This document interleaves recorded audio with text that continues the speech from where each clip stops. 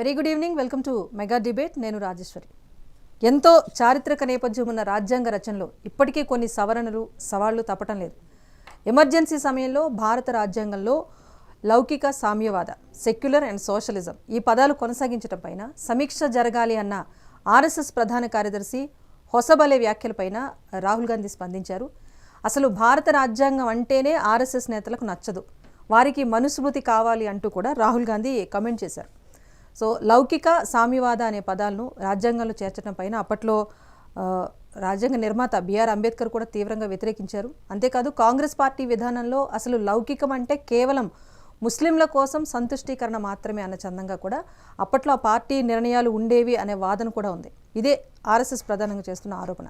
So రాజ్యాంగ ప్రవేశకులో పేర్కొన్న సర్వసత్తాక సామ్యవాద, లౌకిక ప్రజాస్వామ్య, గణతంత్ర రాజ్యం అన్న మాటల్లో లౌకిక సామ్యవాద అనే పదాలు ఎప్పుడు ఎందుకు చర్చగా మారుతున్నాయి, ఆరోపణలకు ఎందుకు దారితీస్తున్నాయి, ఇది వాళ్ళ డిబేట్ అంశం. దీనిపైన డిబేట్ కొనసాగిద్దాం. పార్టిసిపేట్ చేస్తున్నారు కాంగ్రెస్ నేత స్వప్న గారు. గుడ్ ఈవినింగ్ స్వప్న గారు.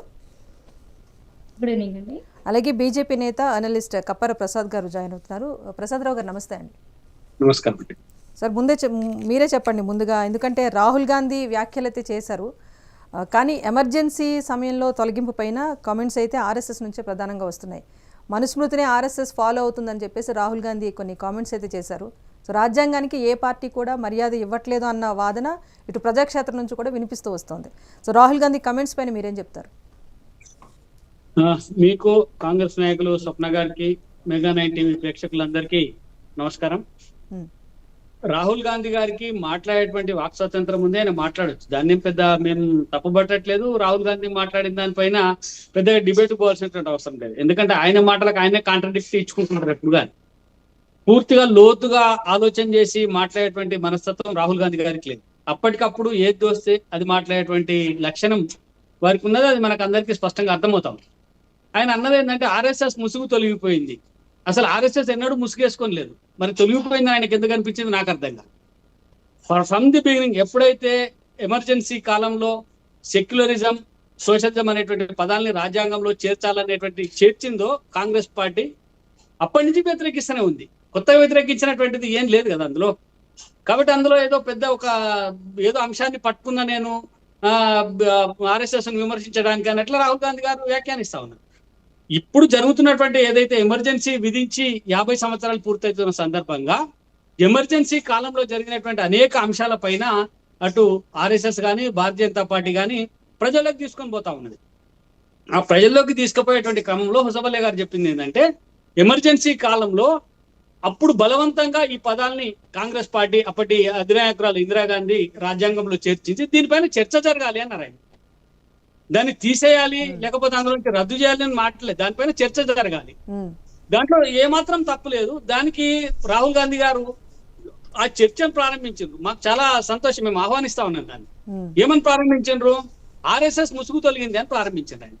అసలు ఆర్ఎస్ఎస్ ముసుగేసుకొని ఎక్కడుంది అది చెప్పాలి రాహుల్ గాంధీ గారు. మేము ఎప్పుడైనా ఆర్ఎస్ఎస్ ఎప్పుడైనా సెక్యులరిజాన్ని సమర్థించిందా? రాజ్యాంగంలో పెట్టడానికి సమర్థించిందా? సమర్థించాలి. అప్పుడు వ్యతిరేకించింది, ఇప్పుడు వ్యతిరేకిస్తుంది. దానిపైన చర్చించమని చెప్పి ప్రజలను అడుగుతా ఉంది.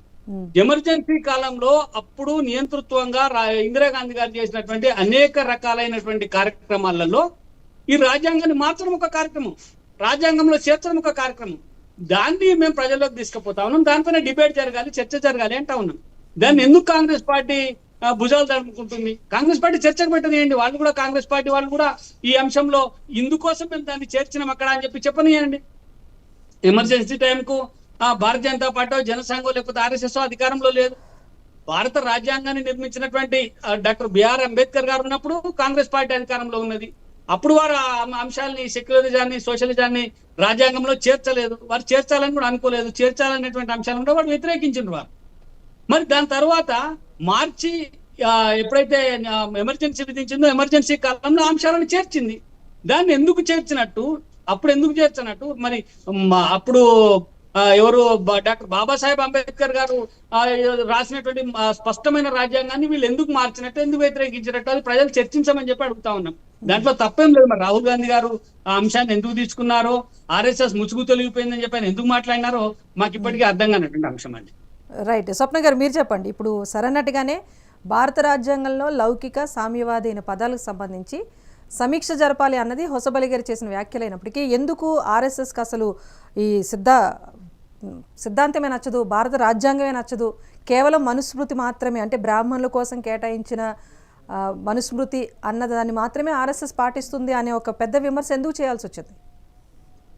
భారతీయ జనతా పార్టీ ముందు నుండి ఒక మతమైన పార్టీగా మనం చెప్పుకోవచ్చు. అంటే కేవలము మతాలతోని కులాలతోనే అడ్డు పెట్టుకొని రాజ్యాధికారం చేజిక్కించుకొని హిందూ మతం అంటే మతాలను రెచ్చగొట్టే, అంటే మనం ఎగ్జాంపుల్ ఇప్పుడు మణిపూర్ లాంటి ఘటనలు చూసుకున్నట్లయితే తెలుస్తుంది అక్కడ అసలు లౌకికవాదం సౌమ్యవాదం అంటే అర్థం ఏమిటి. లౌకికవాదం సౌమ్యవాదం అనేది ఎమర్జెన్సీ టైంలో ఇందిరాగాంధీ గారు చేర్చారు.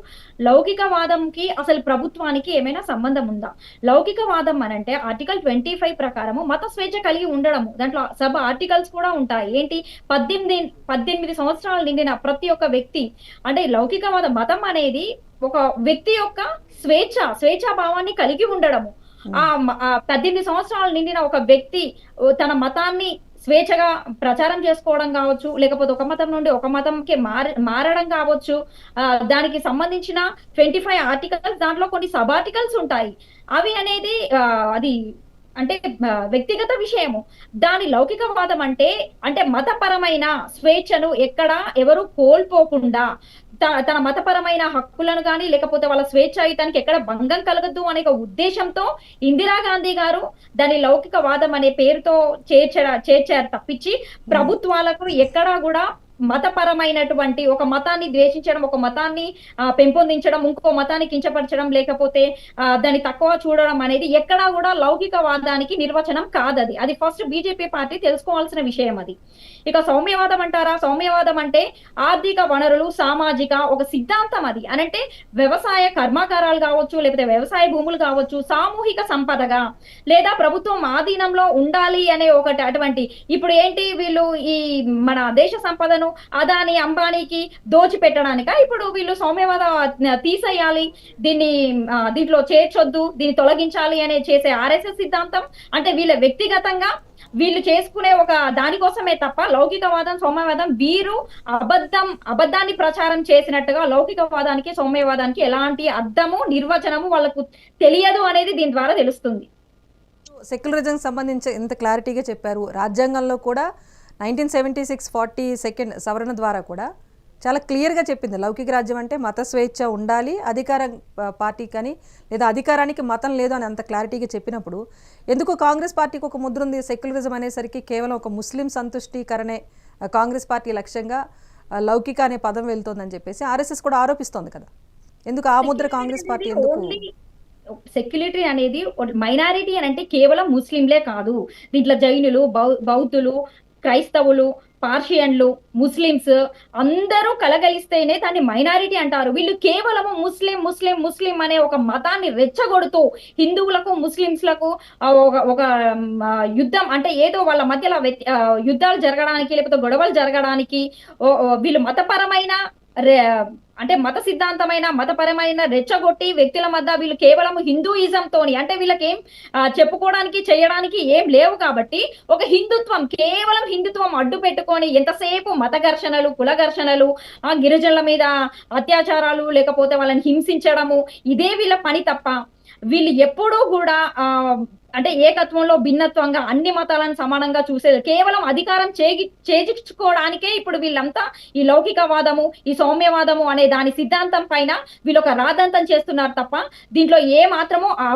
అంటే వాళ్ళకు వాస్తవమైన విషయాలు కావచ్చు లేకపోతే అవగాహన లేకపోవడం వల్ల ఇదంతా జరుగుతుందేమో నాకు తెలియదు. కానీ అసలు ఈ లౌకికవాదము సౌమ్యవాదం అనే విషయాలు ప్రభుత్వాలకు కానీ లేదా ఆర్థిక సామాజిక పెరుగుదల అంటే వృద్ధి చెందడానికి కానీ ఎక్కడ ఎటువంటి సంబంధం లేదు. మరి వీళ్ళు ఎందుకు దీన్ని ఇంత రాద్ధాంతం చేసి కాంగ్రెస్ పార్టీని కేవలం కాంగ్రెస్ పార్టీని డౌన్ చేయాలి అంటే కాంగ్రెస్ పార్టీని బదనాం చేయాలంటే వీళ్ళకు దొరికింది కేవలం హిందుత్వం మతం పేరు తప్పించి వీళ్ళ దగ్గర ఇంకా వాళ్ళ పార్టీ గురించి గొప్పగా చెప్పుకోవడానికి గొప్పగా చేయడానికి వీళ్ళ దగ్గర ఏమీ లేవు.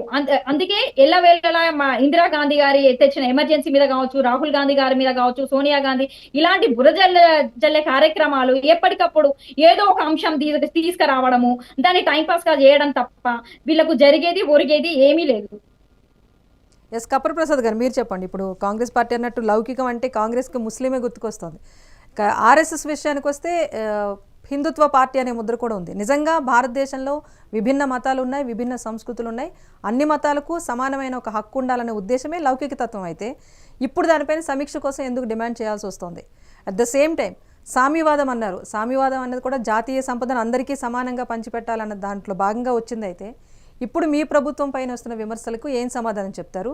అసలు ఈ లౌకిక సామ్యవాద ఈ రెండు పదాలకు సంబంధించి సమీక్ష జరపాలన్న డిమాండ్ తెర మీదకి ఎందుకు వచ్చిందంటారు? ఇప్పుడు సోదరి స్వప్న గారు మాట్లాడింది మనం అర్థం చేసుకుంటే కాంగ్రెస్ పార్టీకి ఏమాత్రం దేని మీద అవగాహన లేదని అర్థమైపోతా ఉంది. ఇంకా రాహుల్ గాంధీ గారికి లేదు అవగాహన, ఇంకా మిగతా వాళ్ళ కార్యకర్తలకు వాళ్ళ నాయకులకు ఉంటుందని చెప్పి నేను అనుకోను. ఎందుకంటే పార్టీని నడిపించాల్సినటువంటి రాహుల్ గాంధీ గారికి సెక్యులరిజము సామ్యవాదం అంటే తెలియదు. నేను ఏమంటున్నా, సెక్యులరిజం సామ్యవాదం అనేటువంటి పదాన్ని ఇందిరాగాంధీ గారు ఎందుకు చేర్చినారు? అంతకుముందు ఆమె అధికారంలో ఉంది, అంతకుముందు కాంగ్రెస్ పార్టీ అధికారంలో ఉంది. వాళ్ళ అధికారంలో ఉండగా ఏమైనా ఇతర మతాలకి ఏమైనా ఇబ్బందులు కలిగాయా? లేకపోతే సెక్యులరిజం అని చెప్పి వేరే వాళ్ళ మీద దాడులు ఏమైనా జరిగాయా? లేకపోతే వాళ్ళు ఆ మతాలను కించపరిచే విధంగా ఏమైనా ఎవరైనా మాట్లాడినారా? ఆమె ప్రభుత్వంలో ఆమెను ఎందుకని ఆ పదాలను తీసుకొని రావాల్సి వచ్చిన అవసరం వచ్చిందని ఒక చర్చ జరగాలి. 1975 నుండి మీరు మాట్లాడినప్పుడు నేను మాట్లాడలేదు. నేను మాట్లాడిన తర్వాత మీరు సమాధానంగా మాట్లాడండి. ఎందుకంటే నేను మాట్లాడితే జనంలోకి పోదు. నేను అడిగే ప్రశ్నలన్నిటికీ మీరు తర్వాత సమాధానం చెప్పండి. ఒకటి. రెండో అంశం ఏమంటున్నానంటే, ఎక్కడైతే సెక్యులరిజం అంటే ఒక మతాన్ని భుజం మీద పోయడం కాదు, సెక్యులరిజం అంటే మైనారిటీలను ఎత్తుకోవడం కాదు. సెక్యులరిజం అంటే సర్వమత సమానత్వం. ఈ సర్వమత సమానత్వం సెక్యులరిజానికి కరెక్ట్ వర్డ్ డెఫినేషన్ సర్వమత సమానత్వం. ఈ సర్వమత సమానత్వం అన్నది ఎప్పుడైనా కాంగ్రెస్ పాలనలో ఉన్నదా? లేదు కదా. మెజారిటీ ఉన్నటువంటి హిందువులు ఎప్పుడు ఐక్యం గారు, వీళ్ళ లోపల ఐక్యత ఎప్పుడు రాదు. కాబట్టి మైనార్టీగా ఉన్నటువంటి ముస్లింల పక్షాన మనం మాట్లాడితే వాళ్ళు ఐక్యంగా ఉంటారు, వాళ్ళ ఓట్లని గంపగుత్తగా మనకు పడతాయి అనేటువంటి ఉద్దేశంతో కాంగ్రెస్ పార్టీ వాళ్ళని నెత్తిన పెట్టుకుంది. కాంగ్రెస్ పార్టీ చేసినటువంటి విధానాలపైన 70 సంవత్సరాలు చూసి ప్రజలు తిరగబడ్డారు. హిందువులలో అప్పుడు ఒక ఐక్యత వచ్చింది. ఏమని? నిజంగానే కాంగ్రెస్ పార్టీ హిందువులకు అన్యాయం చేస్తా ఉంది, కేవలం మైనారిటీలను ఇతర మతస్థులను మాత్రమే నెత్తిన పెట్టుకుంటా ఉంది. కాబట్టి ఈ పార్టీ సెక్యులరిజం పేరుతోటి కేవలం మైనారిటీలను బుజ్జగించే పార్టీగానే దేశ ప్రజలు గమనించింది. కాబట్టి వాళ్ళకి ఏ స్థానం ఇవ్వాలో ఆ స్థానం ఇచ్చి కూర్చుండబెట్టింది. భారతీయ జనతా పార్టీ కానీ ఆర్ఎస్ఎస్ కానీ, ముఖ్యంగా ఆర్ఎస్ఎస్ మాట్లాడిన దాంట్లో మేము చెప్పేది ఏంటంటే, సర్వమత సమానత్వం అన్నది కొనసాగాలని మేము కోరుతా ఉన్నాం. సర్వమత సమానత్వం ఉండాలనే ఉద్దేశంతో ఈ దేశంలో అన్ని మతాలకు సమానమైనటువంటి అవకాశాలు ఉండాలి, సమానమైనటువంటి హక్కులు ఉండాలి అనే ఉద్దేశంతో ట్రిపుల్ తలాక్ అనేటువంటి విషయాన్ని తెరపైకి తెచ్చి ట్రిపుల్ తలాక్ తీసేసి అలా దేశంలో ఉండబడేటువంటి అందరి మహిళలకు సమానమైనటువంటి హక్కులు కల్పించినము. అట్లనే పాపులేషన్ కంట్రోల్ యాక్ట్ కూడా తేబోతా ఉన్నాం. పాపులేషన్ కంట్రోల్ యాక్ట్ ఏంది? ఈ దేశంలో ముస్లిం మైనారిటీలు ఎంతమంది పిల్లలనైనా కనొచ్చు, కేవలం హిందువులు మాత్రం ఇద్దరు పిల్లలే ముగ్గురు పిల్లలే కనాలనేటువంటి ఒక చట్టాన్ని అప్పుడు ఇందిరాగాంధీ గారు తీసుకొచ్చిండ్రు కదా.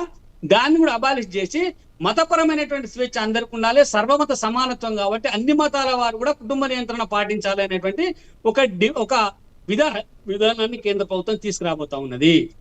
అట్లనే సర్వమత సమానత్వంలో ఈ దేశంలో అన్ని మతాలకు అన్ని కులాలకు సమానమైనటువంటి విధులు ఉండాలి, సమానమైనటువంటి హక్కులు ఉండాలి. కాబట్టి ఎవరు దాన్ని మించి దాటి బయటికి పోవద్దు. కాబట్టి వక్ఫ్ పేరుతోటి ఎక్కడ పడితే అక్కడ భూముల్ని ఆక్రమించవచ్చు, ఏ భూమినైనా సరే తమ ఆధీనంలోకి చేసుకోవచ్చు అనేటువంటి విధానాన్ని కూడా రద్దు చేసి వక్ఫ్ చట్టాన్ని రద్దు చేయడం ద్వారా ఈ దేశంలో ఉండబడేటువంటి అన్ని మతాలకు సమానమైనటువంటి హక్కులు కల్పించేటువంటి విధానాన్ని కూడా భారతీయ జనతా పార్టీ ప్రభుత్వం కేంద్ర ప్రభుత్వం తీసుకుని వస్తా ఉన్నది. ఇది కదా సెక్యులరిజం అంటే. సెక్యులరిజం అంటే అర్థం కేవలం మైనారిటీలకు మాత్రమే అన్ని హక్కులు కల్పించాలా, వాళ్ళు హజ్కు పోతే ప్రత్యేకమైనటువంటి రాయితీలు ఇవ్వాలి, లేకపోతే ఇతర మతాల వాళ్ళు పోతే టికెట్ల రేట్లు పెంచాలి, లేకపోతే వాళ్ళు 12 మందిని కన్నా వాళ్ళకు రేషన్ కార్డులు ఇవ్వాలి, సకల సౌకర్యాలు కల్పించాలి, ఇతర మతాల వాళ్ళు 2 కంటే ఎక్కువ కంటే వాళ్ళకి అన్నిటికీ కోతలు విధించాలి. ఇవి కాదు కదా కావాల్సింది. ముస్లిం మహిళలు త్రిపుల్ తలాక్ అని చెప్పి మహిళలకు విడాకులు ఇస్తే వాళ్ళు ఏమన్నా అయిపోయి దాని మతాచారం కాబట్టి ఆచరించాలి. ఇది కాదు కదా కావాల్సింది. ఇవన్నీ ఇప్పుడు ప్రస్తుతం పదం లేకపోయినా కూడా మన దగ్గర కాబట్టి మేమేమంటున్నాం అంటే దాన్ని తీసేయమని అడుగుతలేదు, దానిపైన సమీక్ష చేయమని అడుగుతున్నాం. సమీక్ష అంటే ప్రజలలో చర్చ పెట్టండి. దాన్ని రాహుల్ గాంధీ గారు అందుకున్నది మేము ఆనందపడతా ఉన్నాం. రాహుల్ గాంధీ గారు దాన్ని జనంలోకి తీసుకుపోండి. కానీ జనంలోకి తీసుకుపోయేటువంటి క్రమంలో ఆర్ఎస్ఎస్ ముసుగు తొలగిపోయింది. వాటి ముసుగు మేము ఎప్పుడన్నా దాన్ని సమర్థించినాం ఆ ముసుగు తొలగిపోవడం కోసం? ఫ్రమ్ ది బిగినింగ్ అక్కడ పెట్టినప్పటి నుంచి వ్యతిరేకిస్తూనే ఉన్నాం కదా.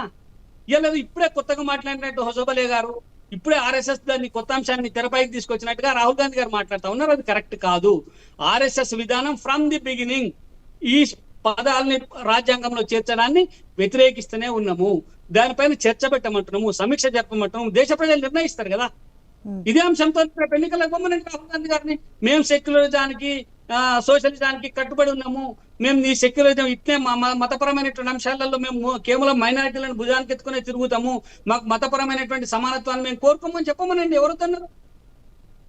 రెండో అంశం, చెప్పుకోవడానికి బీజేపీకి ఏం లేదు, చెప్పుకోవడానికి బీజేపీకి ఏం లేదు అని చెప్పి మాట్లాడుతూ ఉన్నారు. దాన్ని మేము చెప్పాల్సినటువంటి అవసరం లేదు. ప్రజలు నిర్ణయించారు. ఇలా మూడోసారి అధికారంలోకి వచ్చినాం. చెప్పుకోవడానికి బీజేపీకి ఏం లేకపోతే మూడోసారి అధికారంలోకి ఎందుకు వస్తాం మేము? ఇకపోతే ప్రతిపక్ష పార్టీలు ఉన్నటువంటి ప్రాంతాలని మనం గమనిస్తే ఇలా పశ్చిమ బెంగాల్లో ఏం జరుగుతుందండి? పశ్చిమ బెంగాల్లో ముస్లిం సంతుష్టీకరణ ఏ రకంగా జరుగుతూ ఉంది? ఆ ఇతర బంగ్లాదేశ్ నుంచి వచ్చినటువంటి రోహింగ్యాలకు ఏ రకమైనటువంటి ట్రీట్మెంట్ జరుగుతూ ఉంది? అక్కడ ఆధార్ కార్డులు ఎట్లా వస్తా ఉన్నాయి, ఓటర్ ఐడి కార్డులు ఎట్లా వస్తా ఉన్నాయి, వాళ్ళకి సకల సౌకర్యాలు ఎట్లా కల్పిస్తా ఉన్నారు? దీన్ని వ్యతిరేకిస్తే మతం మాదం. మేము ముస్లింలను వ్యతిరేకించినాం. ఇలా హైదరాబాద్ లో రోహింగ్యా కాలనీలు వెలిసినాయి. హైదరాబాద్ లో మన దొంగ బర్త్ సర్టిఫికెట్లు తీసుకొని ఇలా ఇక్కడ ఓటు హక్కు పొందుతా ఉన్నారు. ఇదేంటి? దీన్ని ప్రశ్నిస్తే మేము ముస్లింలకు వ్యతిరేకమైనట్టు. అది కాంగ్రెస్ పార్టీ చేసేటువంటి ప్రచారం. భారతీయ జనతా పార్టీ కానీ ఆర్ఎస్ఎస్ కానీ ముస్లింలకో, క్రిస్టియన్లకో, జైనులకో, సిక్కులకో వ్యతిరేకం కాదు. ఆర్ఎస్ సిద్ధాంతం ఒకటే, భారతదేశంలో పుట్టిన ప్రతి వ్యక్తి భారతీయుడే. భారతీయులందరికీ సమానమైనటువంటి హక్కులు ఉండాలి, సమానమైనటువంటి బాధ్యతలు ఉండాలి, సమానమైన విధంగా ఓటు హక్కు ఉండాలి అందరికీ. ఇది భారతీయ జనతా పార్టీ కోరుకునేది. దాన్ని మరి వాళ్ళు వ్యతిరేకిస్తున్నారో చెప్పమనండి, మాకేం ఇబ్బంది లేదు. మేము భారతదేశంలో పుట్టినటువంటి ఏ వ్యక్తి కూడా మతపరంగా చూడడం, వాళ్ళందరినీ భారతీయులుగానే చూస్తాము. భారతీయతను వాళ్ళు ఒంటబట్టించుకొని ఈ దేశం యొక్క సౌభ్రాతృత్వాన్ని కాపాడడం కోసం, సార్వభౌమత్వాన్ని కాపాడడం కోసం వాళ్ళు పనిచేయాలని చెప్పి కోరుకుంటా ఉన్నాం. దాంట్లో ఏం తప్పులేదు కదా. అది కాదు, అట్లా కాదు, మత సమానత్వం అనేది ఉన్నది అని స్ట్రాంగ్ గా బిలీవ్ చేస్తున్నారు. రాజ్యాంగం ఉండాలి అంటే వాళ్ళు ఇష్టం కదా. సార్ ఇప్పుడు అంటే భారతీయ జనతా పార్టీ పాలనలో సర్వమత సమానత్వం కొనసాగుతోంది అన్నది బలంగా చెప్పగలుగుతుందా బీజేపీ? కొనసాగుతుంది కదా, కొనసాగిస్తాము. చెప్తా ఉన్నాం కదా, ట్రిపుల్ తలాక్ రద్దు చేసినాము. రేపు మేము మైనార్టీలను అబ్యూజింగ్ చేసేటువంటి అన్ని విధాలని రద్దు చేస్తాము. వాళ్లకు మత స్వేచ్ఛ ఇస్తాము. వాళ్ళు మసీదులలో నమాజులు చేసుకోవచ్చు, వాళ్ళకు సంబంధించినటువంటి అన్ని అంశాలను ప్రచారం చేసుకోవచ్చు, వాళ్ళ మతాన్ని వాళ్ళు స్వేచ్ఛగా పాటించవచ్చు, వాళ్ళ పండుగలను వాళ్ళు చేసుకోవచ్చు. కానీ ఇతర మతాల పైన దాష్టిక్యం చేస్తే, ఇతర భూములను గుంజుకుంటే, మైనార్టీల పేరుతోటి దాడులు నిర్వహిస్తే దాన్ని సహించదు, ఏ ప్రభుత్వం సహించదు. చట్టపరమైనటువంటి చర్యలు తీసుకుంటారు, దాంట్లో తప్పలేదు కదా. చెప్తా ఉన్నాం కదా, ఇప్పుడు బంగ్లాదేశ్ నుంచి వచ్చినటువంటి రోహింగ్యాలందరినీ ఎందుకు ఎంటర్టైన్ చేస్తా ఉన్నారు? రైట్, వాళ్ళ ముద్దు అని కేవలం ఏ పార్టీ చెప్తున్నది? రోహింగ్యాలకు వ్యతిరేకంగా ఎవరు మాట్లాడుతున్నారు? కాంగ్రెస్ పార్టీ ఎందుకు మాట్లాడతలేదు? వాళ్ళు బంగ్లాదేశ్ కదా, బంగ్లాదేశ్ నుంచి మన దేశంలోకి చొరబడినారు కదా, వాళ్ళకి వ్యతిరేకంగా ఎందుకు మాట్లాడతలేదు? తృణమూల్ కాంగ్రెస్ ఎందుకు మాట్లాడతలేదు? సిపిఐ, సిపిఎం లేకపోతే ఇతర వామపక్షవాదులు ఎందుకు మాట్లాడతలేదు? కేవలం భారతీయ జనతా పార్టీ ఎందుకు మాట్లాడుతుందంటే, భారతీయ జనతా పార్టీకి మాత్రమే ఈ దేశం పైన ప్రేమ ఉన్నది, ఈ దేశాన్ని కాపాడాలనేటువంటి లక్ష్యం ఉన్నది, ఈ దేశాన్ని అన్ని రంగాల్లో అభివృద్ధి చేయాలనేటువంటి ఒక ఆకాంక్ష ఉన్నది. భారతదేశంలో ఉన్న వాళ్ళందరూ భారతీయులనే మేము భావిస్తున్నాం కాబట్టి ఇతర దేశాల నుంచి వచ్చే వాళ్ళని మేము వ్యతిరేకిస్తా ఉన్నాం. వాళ్ళు ముస్లింలు అయినంత మాత్రాన మీరు ముస్లింలను వ్యతిరేకిస్తున్నారు అంటే కాదు. భారతీయ ముస్లింలందరినీ మేము సమానత్వ సగౌరవంగా గౌరవిస్తాము. ఈ దేశంలో ఎన్డీఏ పాలనలే కదా అబ్దుల్ కలాం లాంటి వ్యక్తిని ముస్లింని తీసుకొచ్చి రాష్ట్రపతిని చేసినాము. ఈ దేశంలో బీజేపీ వచ్చిన తర్వాతనే కదా ఒక దళిత స్త్రీని రాష్ట్రపతిని చేసింది. ఒక బీజేపీ వచ్చిన తర్వాతనే కదా ఒక గిరిజన స్త్రీని రాష్ట్రపతిని చేసింది.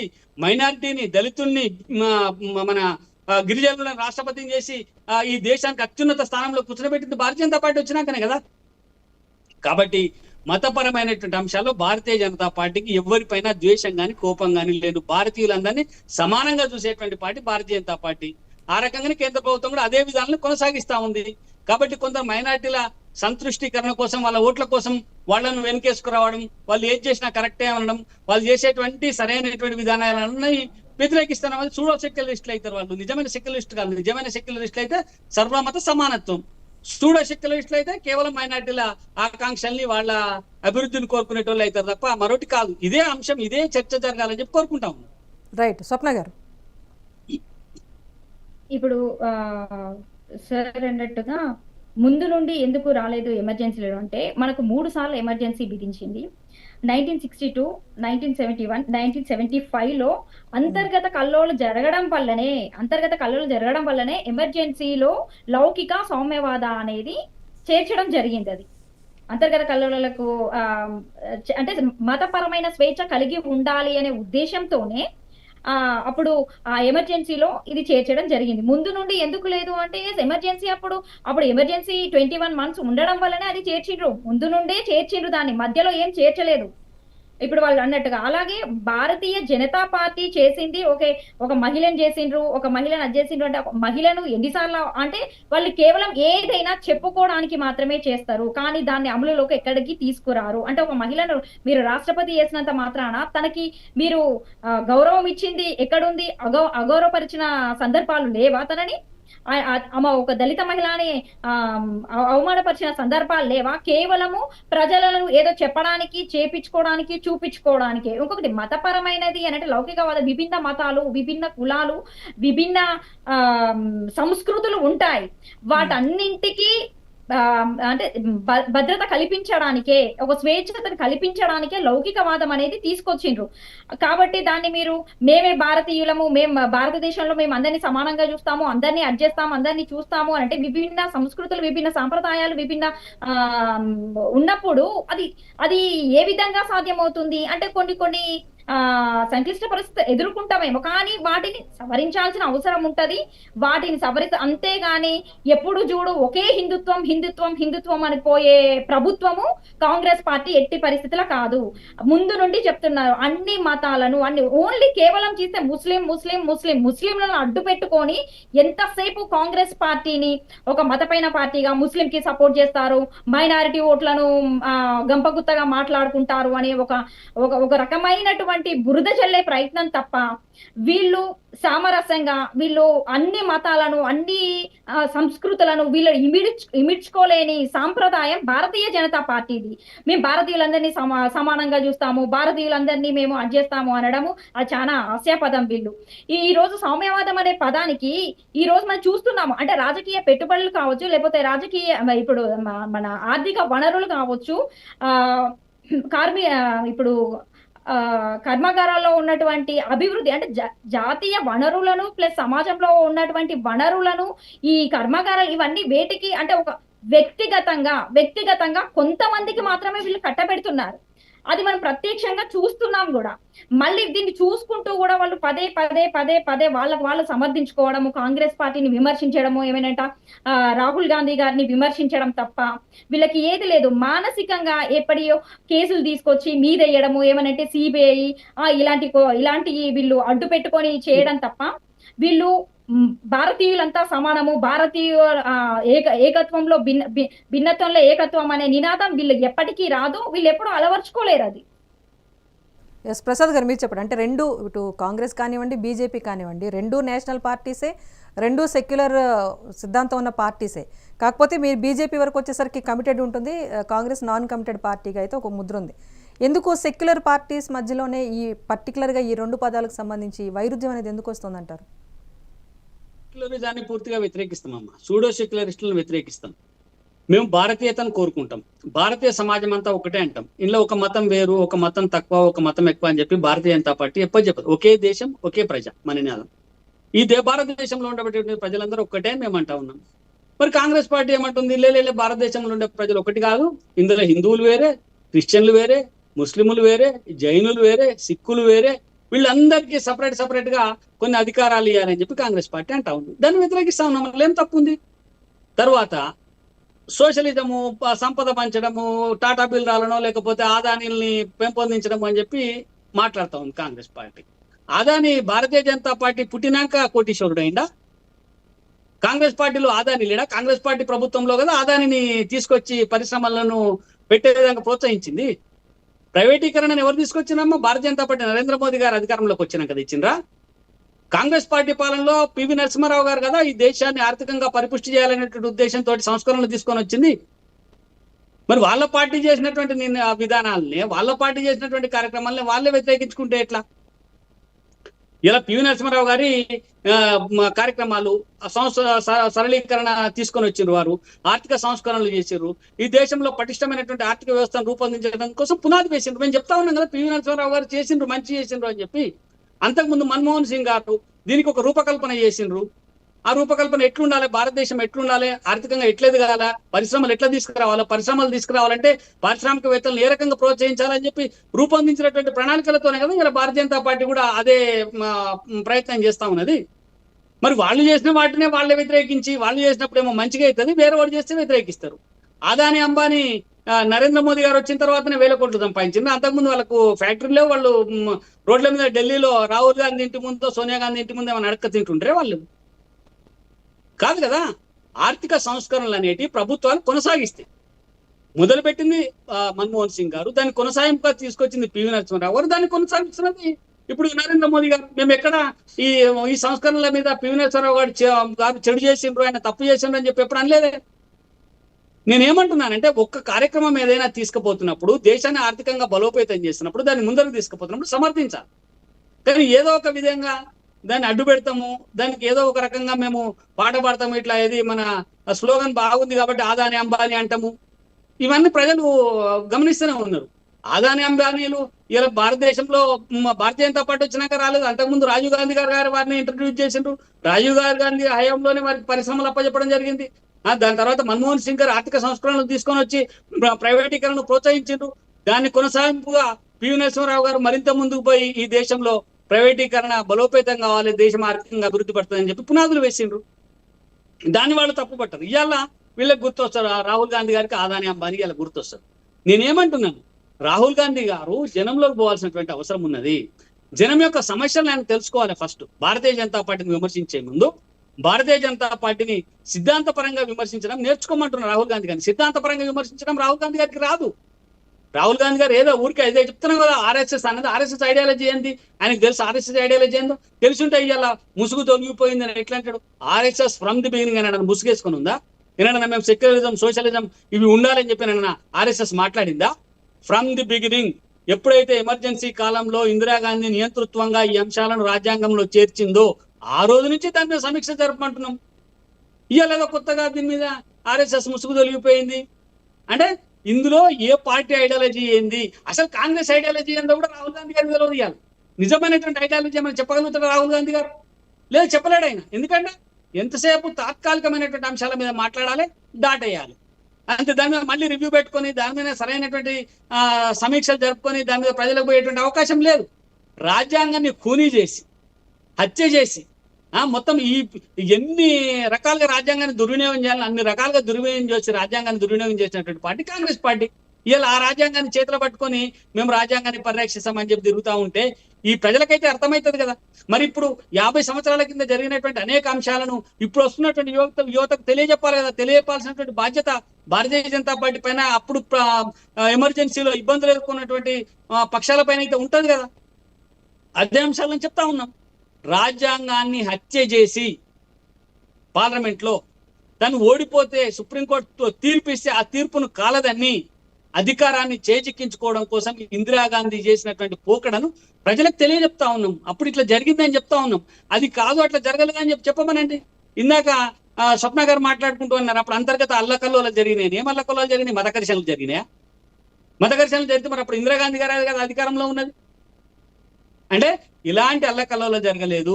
కేవలం అధికారాన్ని చేజిక్కించుకోవడం కోసం, కాంగ్రెస్ పార్టీలో అంతర్గతంగా ఉన్నటువంటి కుమ్ములాటలను కట్టిపడేయడం కోసం, ఇందిరాగాంధీ అధికారాన్ని కొనసాగించడం కోసం చేసినటువంటి ఒక దుర్మార్గపు చర్య ఎమర్జెన్సీ.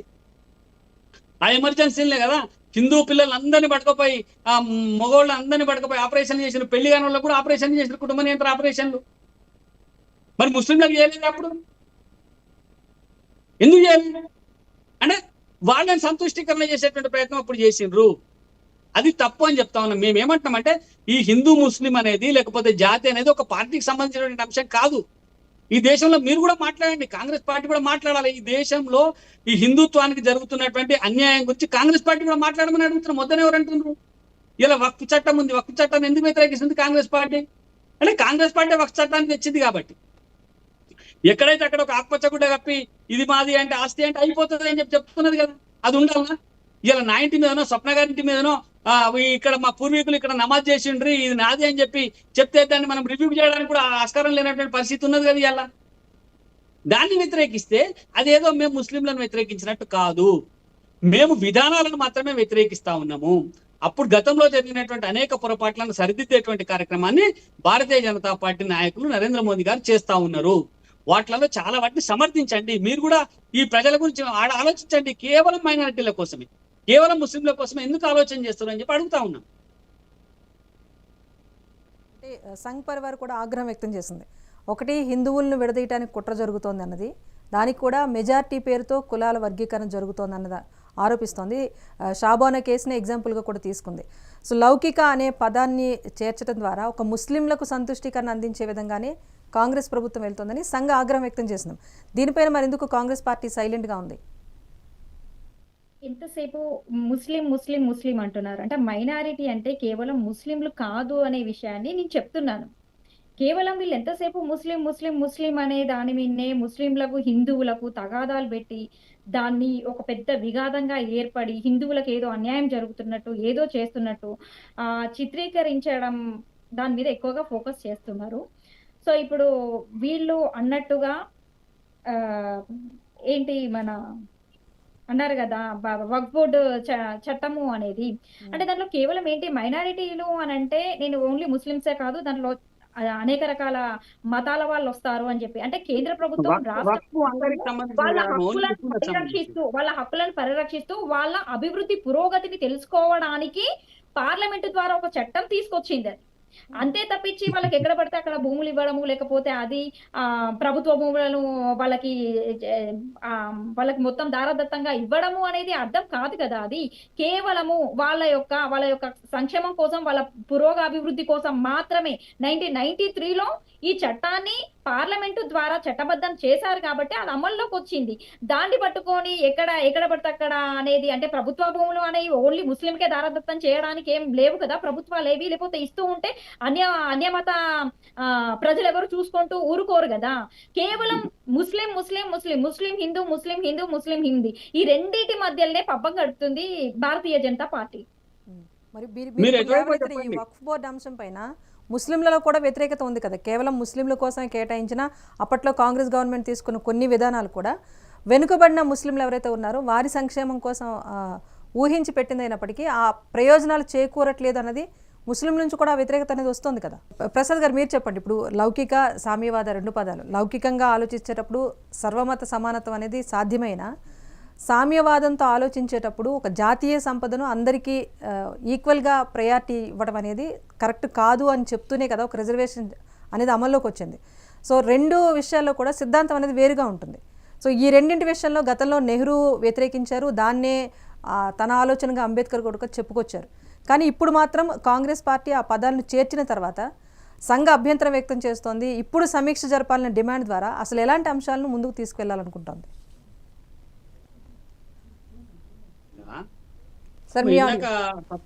స్వప్న గారు కూడా చెప్తా ఉన్నారు మైనారిటీ అంటే కేవలం ముస్లింలే. మేమదే చెప్తాను, మైనారిటీ అంటే కేవలం ముస్లింలే అని చెప్తలేదు, ముస్లింల కోసమే మీరు చేసిన చట్టాలు చెప్తా ఉన్నాం. వక్ఫ్ కేవలం ముస్లింల కోసం చేసినటువంటి చట్టమే, కుటుంబ నియంత్రణ కేవలం ముస్లింల కోసం చేసినటువంటి చట్టమే, బహుభార్యాత్వం కేవలం ముస్లింల కోసం చేసినటువంటి అంశమే. ఇట్లాంటి కొన్ని ఇంకా చాలా ఉన్నాయి, కొన్ని మాత్రమే నేను చెప్పిన. ఇవి మైనారిటీలు అందరు కాదు, కేవలం ముస్లింల కోసం చేసినటువంటి అంశాలు. రెండోది, ఇందాక మీరు ఇప్పుడే ఎందుకు ఆర్ఎస్ఎస్ మాట్లాడుతుంది, మేము ఇప్పుడే మాట్లాడతలేము దీని మీద, ఫ్రమ్ ది బిగినింగ్ చెప్తానే ఉన్నాము. ఇప్పుడెందుకు వచ్చిందంటే రాజ్యాంగ హత్య జరిగి ఎమర్జెన్సీ విధించి 50 సంవత్సరాలు పూర్తయిన సందర్భంగా ఎమర్జెన్సీ కాలంలో ఏం జరిగింది అనేటువంటి విషయాల్ని ప్రజలకు తెలియజెప్పడం కోసం ఒక కార్యక్రమాన్ని తీసుకున్నాం. ఆ కార్యక్రమంలో భాగంగా ప్రజలతోటి సమావేశాలు పెడతా ఉన్నాం. చిన్న చిన్న గల్లీలలో కూడా కార్నర్ మీటింగులు పెడతా ఉన్నాం. కార్నర్ మీటింగులలో 50 ఏళ్ల కింద ఇందిరాగాంధీ చేసినటువంటి నియంతృత్వ పోకడలు ఏ రకంగా ఉన్నాయనేటువంటి విషయాలను తెలియజెప్తా ఉన్నాం. ఆ తెలియజెప్పడంలో భాగంగా అప్పుడు ఇందిరాగాంధీ గారు బలవంతంగా ఈ సోషలిజం సెక్యులరిజం అనేటువంటి అంశాలని రాజ్యాంగంలో చేర్చింది. వీటి విస్తృతార్థం ఇది, కానీ జరుగుతున్నది ఇది, దీనిపైన సమీక్షించండి అని చెప్పి మాట్లాడితే దానిపైన గందరగోళం ఎందుకు? సమీక్షించండి. కాంగ్రెస్ పార్టీ తమ అధికారం ఉండగా ఈ సోషలిజం సెక్యులరిజం అనేటువంటి వాటిని ఏ రకంగా ప్రభావితం చేసింది, ఎంతవరకు వాటిని పాటించిందో చెప్పమనండి. నేను చెప్పిన సెక్యులరిజం, సర్వమత సమానత్వం ఉందా మన దేశంలో? సర్వమత సమానత్వం లేదు కదా. మైనారిటీల పేరుతోటి వాళ్లకు రకరకాలైనటువంటి అవకాశాలు కల్పిస్తుండ్రు కదా. అప్పుడు సెక్యులరిజం ఎక్కడిది? నీకు సర్వమత సమానత్వం ఉండాలి అంటే అన్ని మతాలను సమానమైనటువంటి గౌరవంతో, సమానమైనటువంటి సౌకర్యాలు కల్పిస్తూ, సమానమైనటువంటి అధికారాలు కల్పిస్తూ, సమానమైనటువంటి హక్కులు కల్పిస్తూ చూడాలి కదా. మరి ఇక్కడ లేదు అది. ఈ హిందువుల విషయం వచ్చేసరికి పండుగల మీద ఆంక్షలు. నువ్వు ఏంది వినాయకుడి విగ్రహం పెట్టుకోవాలంటే పర్మిషన్ తీసుకోవాలి, దసరా నవరాత్రులు చేయాలంటే పర్మిషన్ తీసుకోవాలి, బతుకమ్మ ఆడాలంటే పర్మిషన్ తీసుకోవాలి. అదే మైనారిటీలు వచ్చేసరికి రోడ్డు మీద మొత్తం బ్లాక్ చేసి ఎన్ని రోజులు బ్లాక్ చేసినా అడిగేటోళ్ళు లేరు. హిందువుల విషయానికి వచ్చేసరికి నువ్వు దసరా అయినా బతుకమ్మ పండుగ అయినా ఏదైనా 9:30కో 10 గంటలకో షాప్ బంద్ చేయాలి. అదే మైనారిటీల విషయం వచ్చేసరికి నీకు ఓల్డ్ సిటీలో ఎన్ని గంటలైనా తెల్లారు షాపులు ఓపెన్ చేసే విధంగా విత్ పర్మిషన్ గవర్నమెంట్ ఇస్తుంది. అంటే కొన్ని అంశాలు నేను చెప్తాను. ఇది మాట్లాడితే మతోన్మాదం అంటది. మా సోదరి స్వప్న ఏమంటది అంటే వీళ్ళు ముస్లింల గురించి మాట్లాడుతుంది, ఇది మతోన్మాదం అంటది. నేనేమంటారు, ఇక్కడ మనకు లేనటువంటి సౌకర్యాలు, హిందువులకు లేనటువంటి సౌకర్యాలు, హక్కులు ముస్లింలకు ఏ రకంగా వస్తున్నాయి, ఎందుకు వస్తా ఉన్నాయి? కేవలం ఓటు బ్యాంకు కాదా?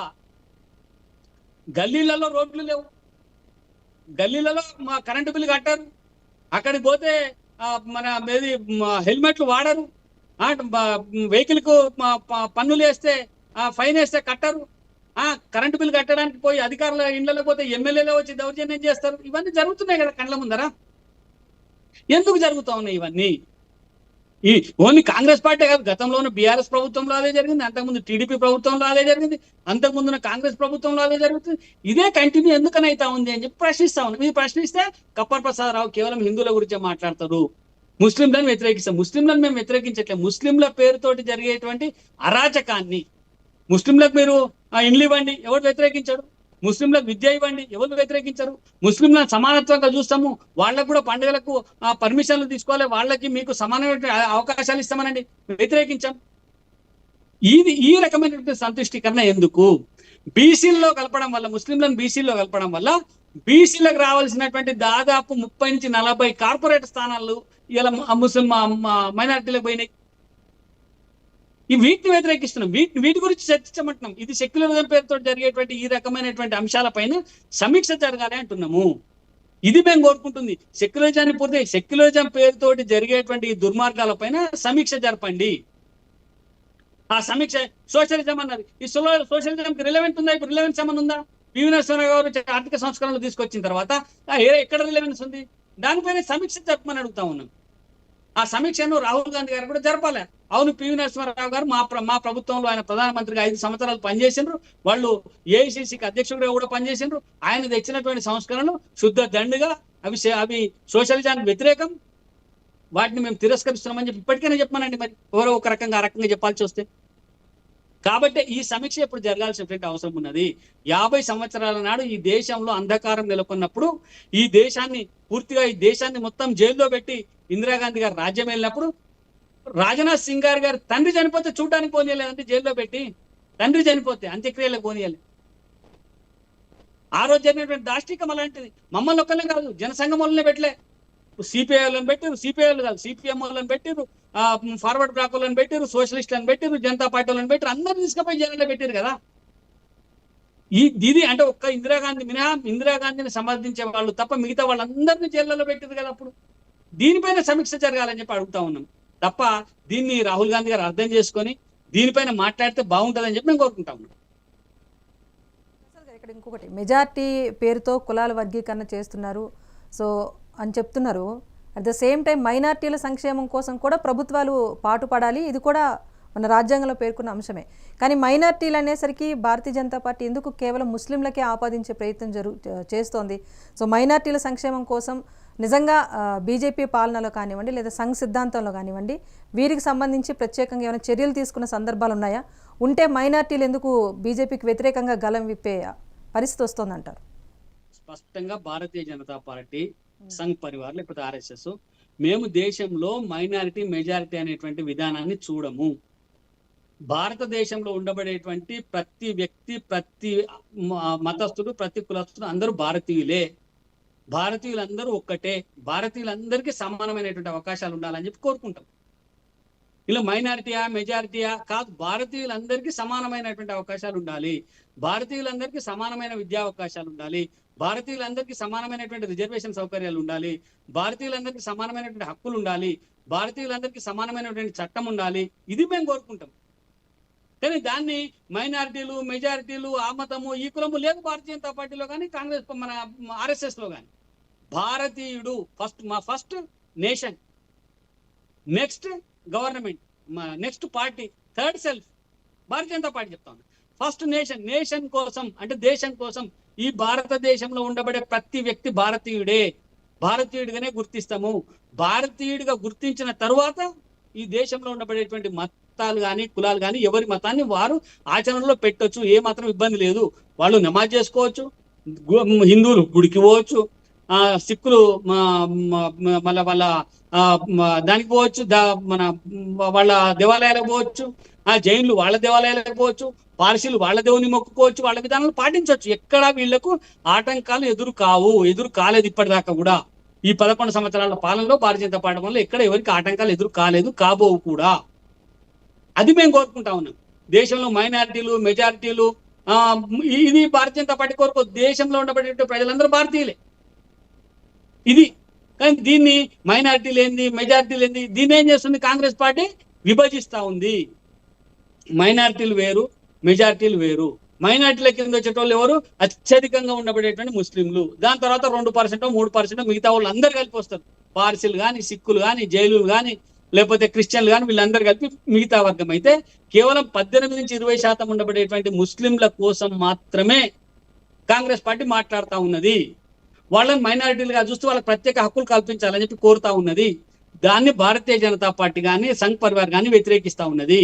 ఈ దేశంలో ఉండబడేటువంటి ప్రజలందరికీ ఒకే రకమైనటువంటి విద్య, ఒకే రకమైనటువంటి చట్టం, ఒకే రకమైనటువంటి శిక్ష, ఒకే రకమైనటువంటి విధానం, ఒకే రకమైనటువంటి అభివృద్ధి అన్ని ఒకే రకంగా ఉండాలా. కామన్ సివిల్ కోడ్, ఒకే రకమైనటువంటి విధానాలు ఉండాలని చెప్పి కోరుకుంటా ఉన్నాము.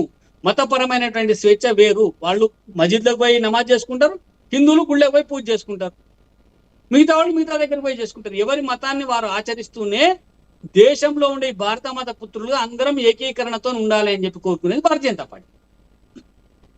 చెప్పండి, ముస్లిం ఓటు బ్యాంకును కాపాడుకునే ప్రయత్నం కాంగ్రెస్ పార్టీ చేస్తుంది అన్న ముద్ర కాంగ్రెస్ పార్టీకి ఎప్పుడు ఉన్నది. ఇప్పుడు సరైనట్టుగా 80% ముస్లింల కోసం మాత్రమే కాంగ్రెస్ కొన్ని నిర్ణయాలు తీసుకుంటుంది అని కూడా అంటున్నారు. ద సేమ్ టైం బీసీల రిజర్వేషన్ కోసం ప్రయత్నించడం, బీసీలు కలిపే ప్రయత్నం చేయడం కూడా ఇందులో భాగంగానే చెప్తున్నారు.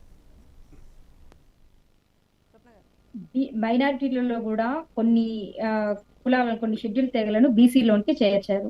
ఇప్పుడు బీసీ అంటే రాహుల్ గాంధీ గారు పార్లమెంట్ అంటే రాహుల్ గాంధీ ప్రధానమంత్రి అయితే మొట్టమొదటిగా బీసీలను అంటే బీసీ యొక్క రాజ్యాధికారాన్ని తీసుకొస్తామని, బీసీ వర్గీకరణ చేపడతామని చెప్పారు.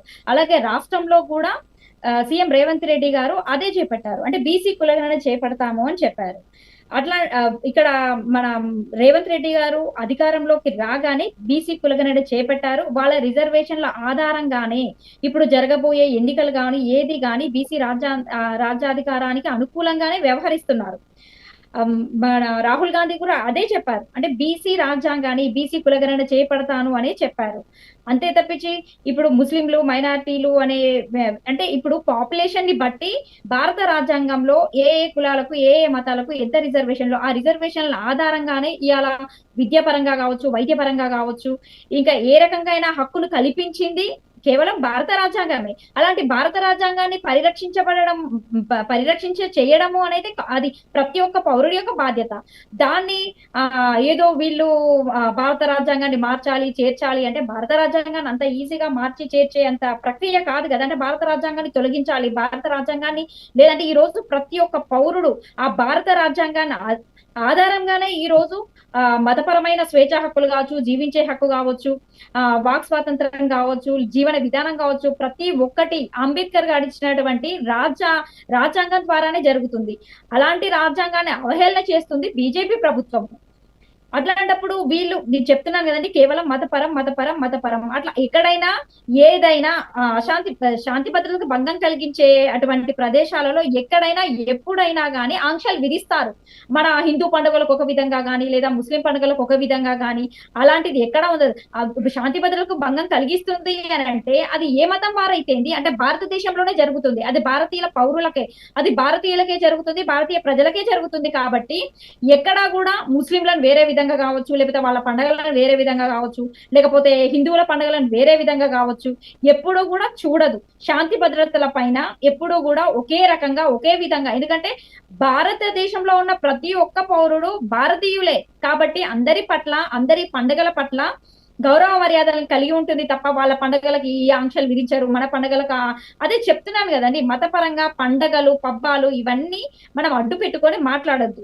శాంతి భద్రతలకు ఎక్కడ ఆటంకం కలిగినా కానీ రాష్ట్ర ప్రభుత్వం కావచ్చు, రాష్ట్రంలో ఉన్నటువంటి పోలీస్ వ్యవస్థ కావచ్చు, శాంతి భద్రత పరంగా కావచ్చు, అందరికీ సమానత్వమే ఉంటుంది, సమానత్వంగానే చేస్తుంది.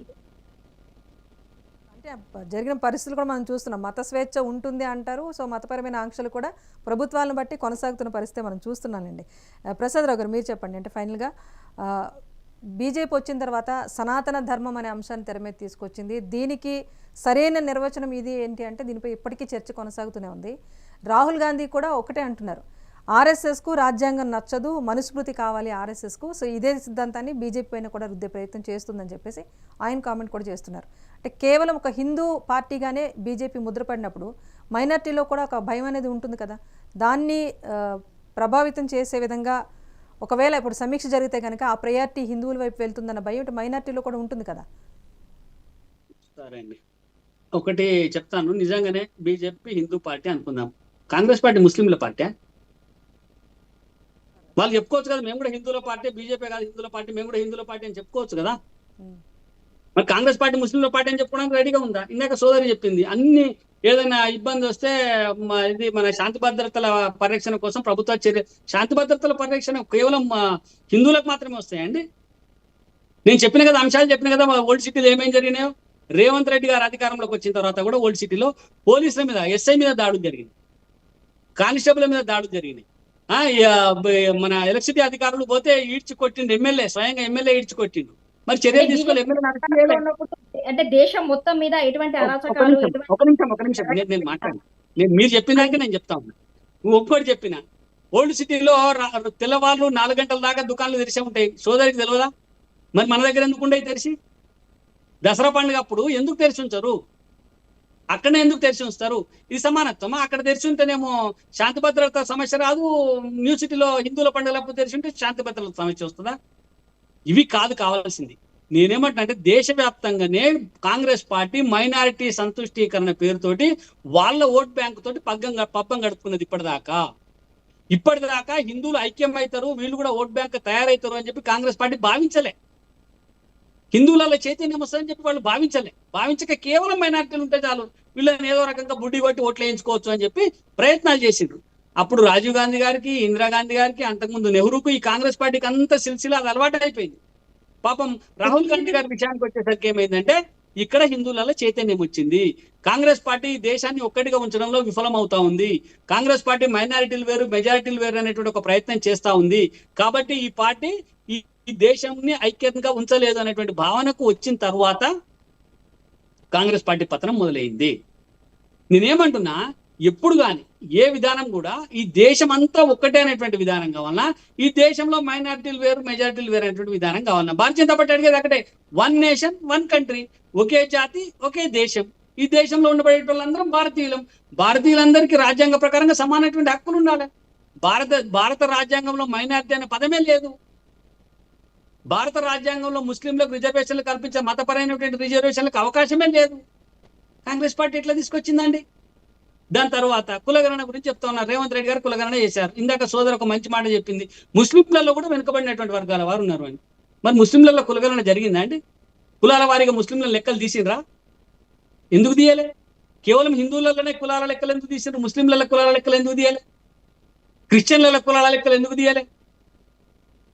తీయరు. ఎందుకంటే వాళ్ళ ఓట్ బ్యాంక్ ఆధారితంగా క్రిస్టియన్లలో కొందరు నేను రెడ్డి క్రిస్టియన్ అని చెప్పుకుంటాడు, కొందరు నేను విరమ క్రిస్టియన్ అని చెప్పుకుంటాడు, కొందరు బ్రాహ్మణ క్రిస్టియన్ అంటారు, కొందరు దళిత క్రిస్టియన్లు అంటారు కదా. మరి ఈ క్రిస్టియన్లలో కూడా ఇంతమంది రెడ్డి క్రిస్టియన్లు ఉన్నారు, ఇంతమంది దళిత క్రిస్టియన్లు ఉన్నారు, ఇంతమంది ఎస్సీ క్రిస్టియన్లు ఉన్నారు అని లెక్కలు ఎందుకు తీయాలి? మరి ముస్లిం మైనారిటీలలో అనేక రకాల 34-35 కులాలు ఉన్నాయి కదా, ఆ కులాల లెక్కలు ఎందుకు తీయాలి? అంటే వాళ్ళు మాత్రం యూనిటీగా ఉండాలి, కులాల లెక్కలు అవసరం లే. ఇటు క్రిస్టియన్లు అనేది అసలు క్రిస్టియన్ల లెక్కలే రాలే ఈ దేశం, మన రాష్ట్రంలో. వీళ్ళు కులగణన చేస్తే క్రిస్టియన్ల లెక్కలే రాలే మన దాంట్లో. 0 క్రిస్టియన్లు ఈ రాష్ట్రంలో ఈ ప్రభుత్వ లెక్క ప్రకారం. ఇది ఎక్కడికి విధానం అని మేము అడుగుతాం. ఈ దేశంలో ఉండబడేటువంటి ప్రజలందరూ ఒక్కటే, సమానత్వం ఉండాలి. ఈ ప్రజలందరినీ సంఘటితంగా భారతీయులుగా మనం మలచగలగాలి. అది చేయనప్పుడు భారతదేశంలో స్ప్లిట్ వస్తుంది. కొందరు ముస్లింస్ వేరు, క్రిస్టియన్లు వేరు, జైనులు వేరు, సిక్కులు వేరు అనుకున్నప్పుడు అనేక రకాలైన విభేదాలు వస్తాయి. కాబట్టి ముందుగా భారతీయులు మాత్రం ఒకటే. భారతీయుడిగా మారిన తర్వాత సిక్కా, క్రిస్టియన్, భారతీయ ముస్లిం, భారతీయ క్రిస్టియన్, భారతీయ సిక్కు అవుతాడు. మొన్న అసదుద్దీన్ ఓవైసీ గారు కూడా స్పష్టంగా చెప్పింది కదా, మేము భారతీయ ముస్లింలం అని చెప్పిండు ఆయన. మేము ఈ పాకిస్తాన్ వ్యతిరేకం అని చెప్పిండు. ఈ దేశాన్ని కట్టిపడేయడానికి, ఈ దేశాన్ని సంఘటితంగా ఉంచడానికి మేము భారతీయ ముస్లింలం అని చెప్పిండు. మేము అదే కోరుకుంటా ఉన్నాం. మేము భారతీయ ముస్లింలం అని చెప్పండి, మేము భారతీయ క్రిస్టియన్లం అని చెప్పండి. కానీ అది కాదు వీళ్ళు కోరుతున్నది. ఎక్కడనో మన బంగ్లాదేశ్ లో ఏదైనా జరిగితే ఇక్కడ ముస్లింలకు మీద దాడి అంటారు. ఎక్కడనో పాకిస్తాన్ కు వ్యతిరేకంగా మాట్లాడితే ఇక్కడ కొందరు పాకిస్తాన్ కు అనుకూలంగా మాట్లాడతారు. ఇది కాదు కదా, వాళ్ళ నాయకుడే కదా ఒక ఆయన చెప్పిండు, నేను పాకిస్తాన్ ను ప్రేమిస్తే నీకు తప్పేంది అని చెప్పి. కాంగ్రెస్ పార్టీ నాయకుడే కదా, ఇప్పుడు ఎమ్మెల్సీ కూడా అయింది ఆయన. ఆయన మాట్లాడండి కదా. విధానాలు ఈ దేశంలో అందరినీ కట్టిపడేసే విధంగా లేవు. మైనారిటీలు వేరు, మెజారిటీలు వేరు అనే విధంగా ఉన్నాయి.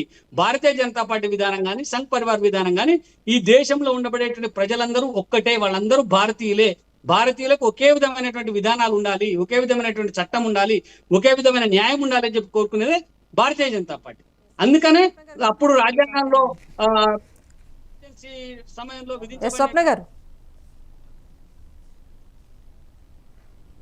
గారు కన్క్లూజన్ అంటే లౌకికవాదము, సౌమ్యవాదము, సార్వసత్తక ఇవన్నీ కలగలిపిందే మన ఇండియా. ఇప్పుడు సమీక్షకు పట్టుబడుతున్నారు కదా, దానికి ఏమైనా అవకాశం ఇస్తారా లేదా?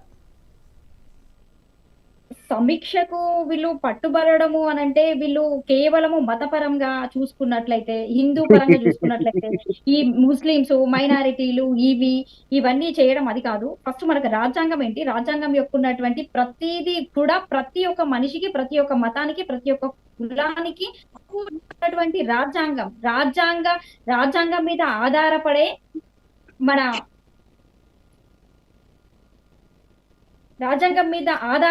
మన భారతదేశం యొక్క ప్రతి పౌరుడి జీవన విధానం కావచ్చు, ఆర్థిక విధానం కావచ్చు, మతపరమైన విధానం కావచ్చు, రిజర్వేషన్లు కావచ్చు, ఈ రోజు ప్రతి ఒక్కరూ కూడా దాని ప్రకారం.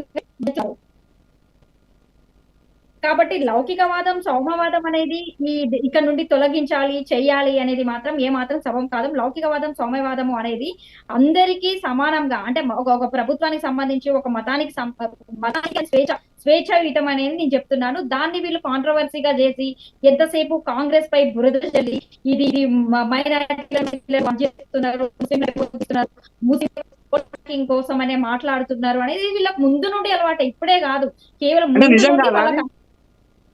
అది నిజం కాదా? నేను చెప్పిన 2 అంశాలు చెప్పినా కదా, మా ఓల్డ్ సిటీలో జరుగుతున్నది నిజం కాదా? మీరు హైదరాబాద్ లోనే ఉంటారు కదా, ఓల్డ్ సిటీలో జరిగేది నిజం కాదా? రైట్, థ్యాంక్ యూ స్వప్న గారు అండ్ ప్రసాద్ రావు గారు. థ్యాంక్ యూ సో మచ్ అండి డిబేట్లో పార్టిసిపేట్ చేసినందుకు. మొత్తానికి రాజ్యాంగంలో రాజ్యాంగ ప్రవేశిక కూడా అంతర్భాగమే. రాజ్యాంగ ప్రవేశికలో చేర్చబడిన ఈ లౌకిక, సామ్యవాద ఈ 2 పదాలకు సంబంధించి 76లో చేర్చిన తర్వాత నుంచి ప్రతిసారి కూడా చర్చ వస్తూనే ఉన్నాయి. ఇప్పుడు మళ్ళీ ఆర్ఎస్ఎస్ కూడా అదే సమీక్ష జరపాలి ఈ 2 పదాల పైన అని చెప్పేసి ఒక చర్చ అయితే తెరలేపింది ఈ అంశంలో. సో రాజ్యాంగ ప్రవేశిక రాజ్యాంగంలో అంతర్భాగమే అని గతంలో సుప్రీంకోర్టు కూడా వ్యాఖ్యానించిన నేపథ్యంలో దీనిపైన ప్రభుత్వాలు ముందుకు వెళ్తాయా, దానికి కాంగ్రెస్ పార్టీ అనుకూలంగా నిర్ణయం తీసుకుంటుందా లేదన్నది మాత్రం చూడాలి. సో ఎప్పటికైనా కూడా ఈ లౌకిక, సామ్యవాద అనే పదాలు నిజంగా రాజ్యాంగంలో చేర్చిన విధంగా ఆలోచిస్తే ప్రజలకు, అన్ని మతాలకు, అన్ని వర్గాలకు న్యాయం చేకూరుతుంది. కానీ పార్టీలు సిద్ధాంతాలకు అనుకూలంగా లేకపోతే పార్టీలు మారినప్పుడు ఈ పదాలకు అర్థం మారిపోతుంది. సో దాన్ని మార్చాల్సిన అవసరం ఉంది అన్నది ప్రతి భారతీయుడు కూడా ప్రశ్నిస్తున్న అంశం. ఇది వాళ్ళ mega debate. Keep watching mega 9.